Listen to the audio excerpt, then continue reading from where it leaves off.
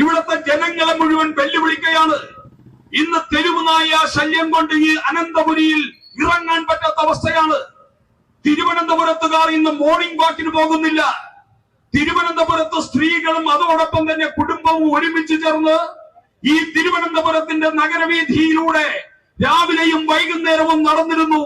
ആരോഗ്യ പരിപാലനത്തിന്റെ ഭാഗമായി ഇന്ന് തിരുവനന്തപുരത്തെ ജനതയ്ക്ക് തെരുവീഥിയിലൂടെ നടക്കാൻ പറ്റാത്ത സാഹചര്യമാണ്. എന്താ കാരണം?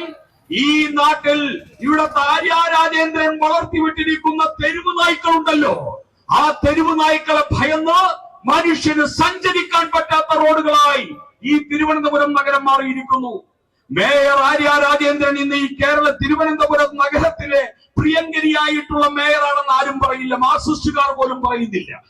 പക്ഷേ കേരളത്തിലെ തെരുവ് നായ്ക്കൾക്ക് ഏറ്റവും പ്രിയങ്കരിയായിട്ടുള്ള വ്യക്തിയാണ് ഈ തിരുവനന്തപുരത്തിന്റെ മേയർ ആര്യ രാജേന്ദ്രൻ എന്ന് നമ്മൾ മനസ്സിലാക്കണം.